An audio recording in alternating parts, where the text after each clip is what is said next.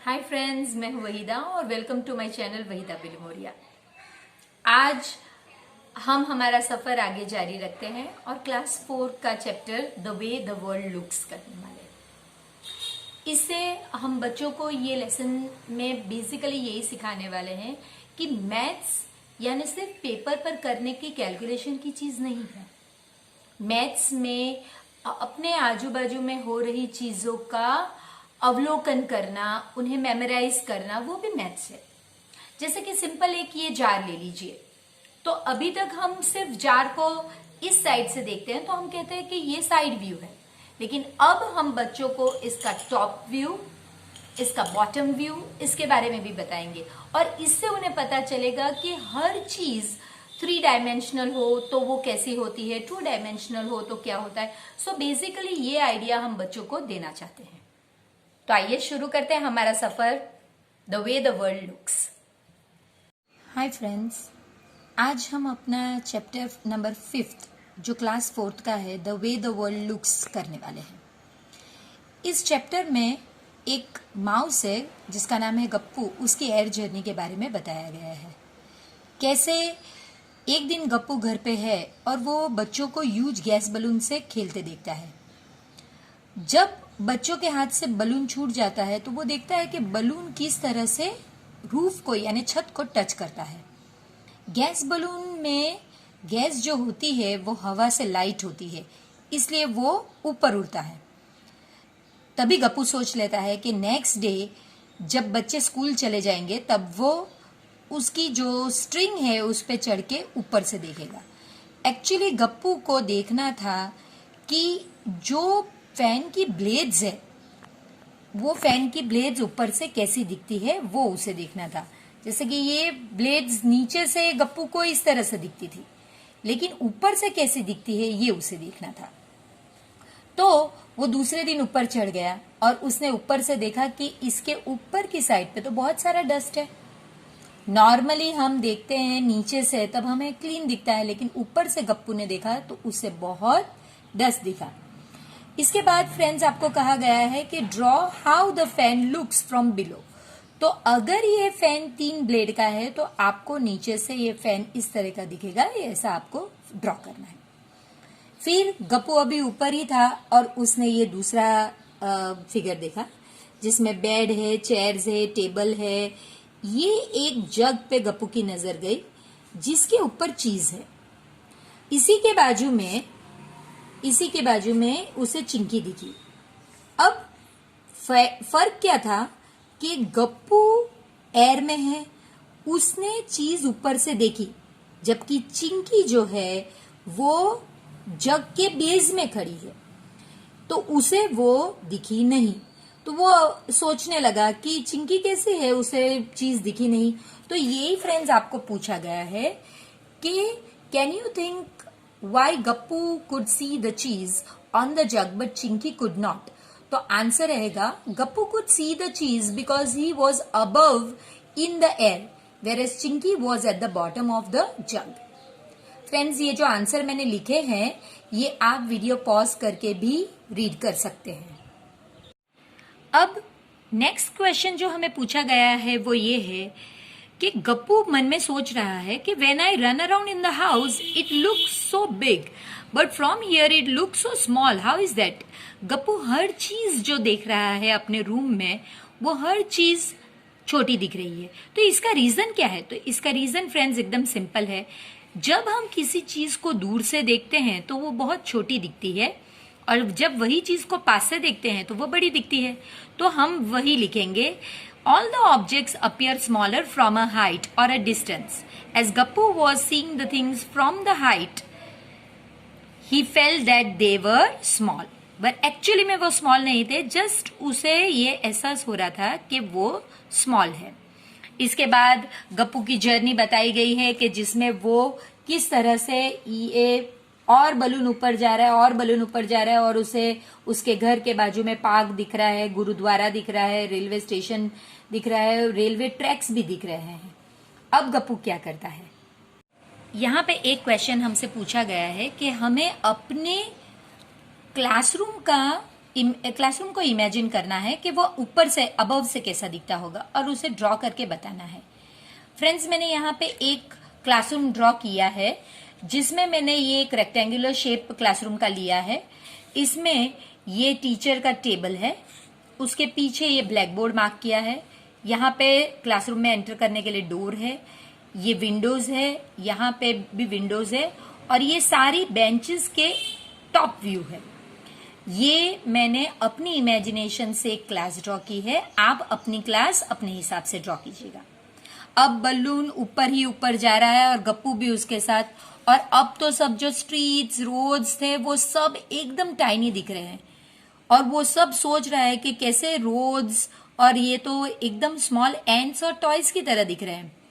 लेकिन एक ऐसा टाइम भी आता है फ्रेंड्स जब वो जो बलून है वो बर्स्ट हो जाता है और गप्पू सीधा धाप से नीचे गिरता है।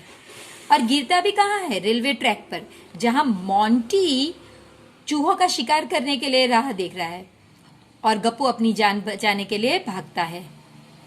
अब भागते भागते एक इस तरह का व्यू हमें दिखता है। ऊपर से तो ये पटरियां पैरेलल दिख रही थी, पैरेलल यानी एक दूसरे के समांतर चल रही थी, लेकिन ये क्या? ये एक नया क्वेश्चन है हमारे लिए। ये पिक्चर देखकर हमें पूछा गया है फ्रेंड्स कि look at the pictures and discuss why things look wide, wide यानी broad, and big at this end यानी हमारी तरफ, but narrow and small at the other end.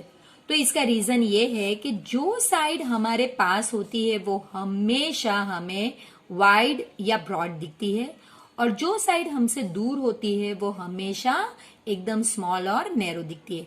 तो फ्रेंड्स, यही आंसर है। आप इसे पॉज करके लिख लीजिएगा। The side which is nearer to us looks broader or wider, but the side which is away from us looks narrower. अब ये है, इसमें आपसे पूछा गया है कि ये एक लड़की जो योगा कर रही है उसका टॉप पोज है, यानी जो हम ऊपर से देखते हैं वो पोज है। आप ये 4 पोजेज में से गेस कीजिए कि इसका राइट पोज कौन सा है। तो इसमें एक बहुत ही सिंपल चीज है फ्रेंड्स, इसमें हम लड़की का हैंड देखेंगे। लड़की का ये जो एल्बो है ये राइट हैंड का है। अब ये एल्बो तो लेफ्ट हैंड है और ये भी लेफ्ट हैंड है, यानी ये दो तो हो ही नहीं सकते। लेकिन ये दोनों पोज जो है उसमें राइट हैंड ही ऊपर है। इसमें जो लेग की पोजीशन है और इसमें जो लेग की पोजीशन है ये दोनों डिफरेंट है। हैंड्स चाहे भले दोनों राइट ही है लेकिन लेग्स की पोजीशन डिफरेंट है। तो इसकी पोजीशन के साथ ये पोजीशन बिल्कुल मैच करती है, तो हम इसे सिलेक्ट कर लेंगे। नेक्स्ट पेज पे हमें पूछा गया है, these are 2 different views of the same bowls. ये बोल्स जो है ये सीधे बोल्स है, इस तरह के बोल्स, और ये बोल्स जो है ये अपसाइड डाउन बोल्स है। अपसाइड डाउन का मतलब इनका जो टॉप है वो नीचे है और बॉटम जो है वो ऊपर है। अब क्वेश्चन पूछा गया है, in which photos are the bowls upside down. तो हमें पता है कि इन फोटो 2, इस फोटो में अपसाइड डाउन है। इसके बाद हमें पूछा गया है, look at the side view. अब हमें साइड से सिर्फ देखने को कहा गया है कि आप देखिए कि साइड से व्यू कैसा होगा। इसके नीचे जो है उसमें पूछा गया है कि draw lines to match the side with the top view of the pipe and the funnel. ये जो साइड है ये एक पाइप का साइड व्यू है, ये इसका टॉप व्यू है, तो आपको सिर्फ इसे ज्वाइन करना है। और ये फनल का टॉप व्यू है और ये इसका साइड व्यू, इसे आपको ज्वाइन करना। तो इसे इसके साथ ज्वाइन करेंगे और इसे इसके साथ ज्वाइन करेंगे। बस इतना ही इसमें पूछा गया है। इसके बाद का क्वेश्चन है, try to draw pictures of shoe from the side. ये साइड से इस तरह से दिखेगा, top and the front. Front से आपको सिर्फ ये शू का आगे का पोर्शन दिखेगा और थोड़ा बहुत पीछे का पोर्शन दिखेगा। ये थोड़ा ऊंचा होगा तो वो आप हाइट में थोड़ा ड्रॉ कर सकते हैं। इसके बाद फ्रेंड्स, ये गप्पू के घर के आजू बाजू का ही पार्क का एरिया है, जिसमें मैंने थोड़ा फिर से डार्क करके रखा है ताकि आप लोगों को क्लियरली पता चले, जिसमें गेट्स बने हुए हैं, gate A B C D. ये जो है ये स्वीट शॉप है, ये ग्रीन बेंच है, ये बास्केटबॉल कोर्ट है, सीसॉ, फ्लावर बेड और ये गप्पू का घर। अब पहला क्वेश्चन जो है वो है mark the gate nearest to the sweet shop. तो स्वीट शॉप के पास कौन सा गेट सबसे पास है, ए या बी? तो हमें पता चलता है कि ए, तो मैंने उसे सिलेक्ट किया है। Which gate is nearest to Gappu's house? तो गप्पू का हाउस अगर यहां है तो उसके पास का गेट सी है, इसीलिए यहां पे आंसर है सी।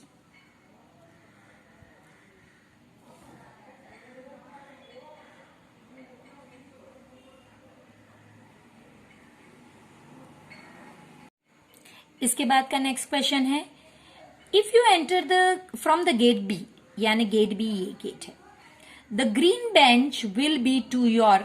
अब अगर यहां पे से हम एंटर हो रहे हैं तो ये हमारी लेफ्ट साइड होगी और ये हमारी राइट साइड होगी।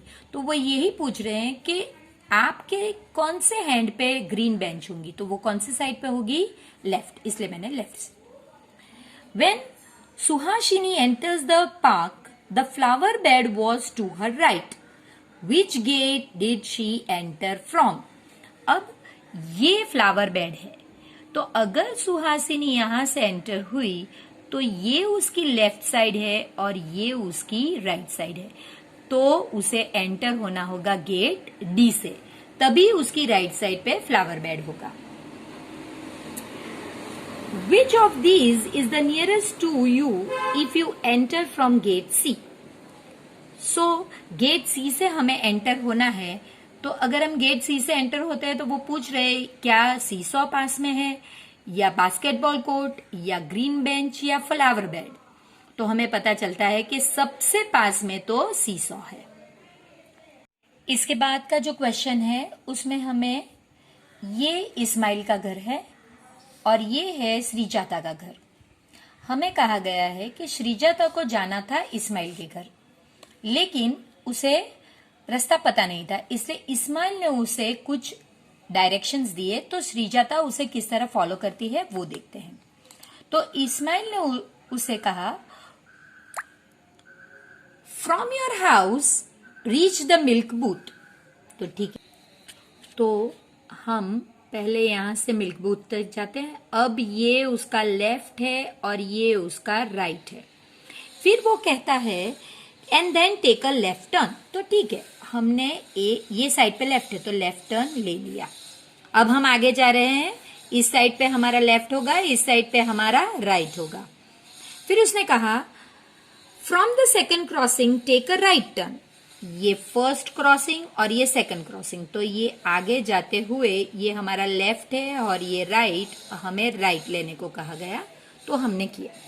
उसके बाद कहा गया गो स्ट्रेट ना, उसके बाद कहा गया गो ओवर द ब्रिज, फिर गो स्ट्रेट। तो अब हम जाएंगे, ये ब्रिज क्रॉस करेंगे और फिर गो स्ट्रेट। अब हमारा लेफ्ट इस साइड पे है, राइट इस साइड पे है। अब कहा गया है then take the first right, यानी इस तरफ, ये हमारा राइट है, ये इस तरफ आने को कहा गया है और 100 मीटर्स आगे जाने को कहा गया है। अब यही आपको पूछा है did Ismail go wrong somewhere? हाँ बिल्कुल, इस्माइल को यहां से श्रीजाता को कहना चाहिए था take your left not right, उसे इस तरफ भेजना चाहिए था, तो वो उसकी मिस्टेक है। जबकि उसने कहा टेक राइट, इससे क्या होगा, राइट से वो ऑपोजिट डायरेक्शन में चली गई। यही हमारे पहले दो क्वेश्चन के आंसर है। Did Ismail go wrong somewhere? Can you correct him? Yes, Ismail made a mistake. After crossing the bridge Srijata has to take the first left. ये हमारे पहले का आंसर है। दूसरे का आंसर है show where Srijata will reach if she takes the route told to her. Srijata will reach the side which is opposite to Ismail's house. और last में अब क्या कहा गया है कि इस्माइल के घर से आपको श्रीजाता के घर आना है, तो कैसे आएंगे? तो पहले हम यहां से इस तरह से आएंगे। सो गो स्ट्रेट, ये फर्स्ट क्रॉसिंग और ये second crossing. From second crossing अब हम इस तरह आ रहे हैं, तो ये हमारा लेफ्ट और ये हमारा राइट। फिर हमें राइट लेना है। राइट आते अब हमारा फेस इस तरफ है, तो ये हमारा लेफ्ट और ये हमारा राइट। यहां पे आने के बाद मुझे लेफ्ट लेना है। सेकंड क्रॉसिंग पे आके मुझे अब मेरा फेस इस तरह है, तो ये मेरा लेफ्ट होगा, ये मेरा राइट। फिर मुझे राइट लेना है और 50 मीटर जितना जाना है। ये राइट में या तो सेकंड क्रॉसिंग पे या फिर मिल्क बूथ से कह सकते हो। तो आप इस तरह से लिख सकते हैं, start from Ismail's house and take the first right turn. ये फर्स्ट राइट टर्न मैंने इसके बारे में कहा है, क्योंकि लेफ्ट टर्न तो 2 है, राइट यही है फर्स्ट, यानी take the first right turn. उसके बाद कहा गया है क्रॉस द ब्रिज, जो हमने क्रॉस किया। Take a left turn and go straight near second crossing. तो यही करना है कि take a left turn and go straight. मैंने आपको बताया कि इस तरह जाते टाइम हमारा लेफ्ट यहां रहेगा। So take a left turn and go till the second crossing. ये पहला क्रॉसिंग, ये सेकंड क्रॉसिंग। यहां पे मिल्क बूथ होगा, there will be a milk booth, from there take a right. Milk booth से हमें राइट लेना है। देखिए यहां पे हम आ गए, तो ये हमारा लेफ्ट, ये हमारा राइट, हमें राइट साइड। और after that go straight for about 50 metre. आप चाहे तो ये आप वीडियो पॉज करके ये लिख सकते हैं। इसमें मैंने पूरे आंसर लिख के बताया है। चैप्टर का लास्ट पार्ट है, जिसमें एक एंट के बारे में बताया गया है। ये एंट हमने लास्ट ईयर गिबली द एंट इसके बारे में पढ़ा है। अब गिबली द एंट एक ऐसे फिगर के आजू बाजू घूम रही है, जो फिगर कुछ इस तरह का है जो आपको यहाँ पे बताया गया है। फ्रेंड्स, हम अब ये जानते हैं, लास्ट ईयर हमने ऑलरेडी सीख लिया है कि ये कौन सा फिगर है। ये फिगर नॉर्मली हम इसे क्यूब कहेंगे, लेकिन क्योंकि इस पे नंबर्स है, ये फिगर को नंबर वाले क्यूब को हम कहेंगे डाइस। अब ये डाइस में एक खासियत क्या होती है कि इसके जो भी 2 साइड, अभी ये एक साइड पे 5 है, तो इसके ऑपोजिट साइड पे 2 होगा। कैसे पता चला? क्योंकि ये ऑपोजिट साइड का टोटल हमेशा 7 आना चाहिए।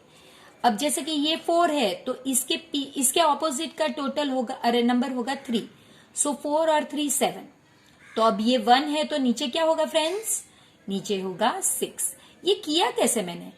क्योंकि मुझे पता है टोटल 7 है, तो जो भी नंबर मुझे दिया गया है उसे 7 में से माइनस कर दूंगी। जैसे कि 5 दिया गया है, तो 7 में से 5 मैंने माइनस किया, तो 2 मुझे पता चल गया। इसी तरह टॉप पे 1 है, तो बॉटम में क्या होगा? तो वो मैंने करके रखा है 7 - 1, तो 6 होगा। फिर गिबली 5 पे है और लेफ्ट टर्न करना चाहे तो कहां जाएगी? तो वो 1 पे पहुंचेगी, तो वो हमने लिखा है। और ये सारे फिगर्स जो हैं वो इसी डाइस के हैं, लेकिन ओपन अप कर दिए हैं। तो आपको बताना है इनमें से कौन सा राइट है। राइट ये इसके लिए है कि 5 + 2 कितने हुए? 7। 3 + 4 कितने हुए? 7। और जो बच जाएगा 1, ये टॉप का होगा और ये बॉटम का। 1 और 6 कितने हुए? 7। ये इस हिसाब से परफेक्ट है। अब ये देखें तो 6 + 5 11, यही रॉन्ग हो गया। ये 2 राइट है, 3 और 5, लेकिन ये रॉन्ग है, ये रॉन्ग है, तो ये नहीं हो सकता। ये भी 2 और 6 8 हुआ, और ये 4 और 5 9, ये भी रॉन्ग है। 2 और 5 7, लेकिन 3 और 6 9, तो ये भी रॉन्ग है। फ्रेंड्स, इस तरह हमने ये लेसन पूरा देख लिया है। अगर आपको कोई भी डिफिकल्टी है तो आप मुझे कमेंट में बताइएगा, या फिर मेरे ईमेल अकाउंट में आप मुझे क्वेरी भेज